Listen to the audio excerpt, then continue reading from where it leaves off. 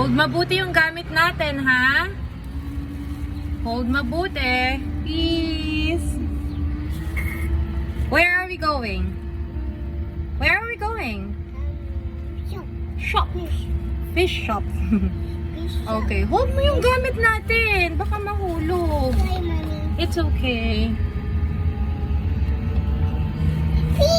Peace. Are you behave? Are you behave? Mary. Oh, what? Are you okay, Mary? Hold mo yung gamit, ha? Mahuhulog yan. We will go to the fish shop.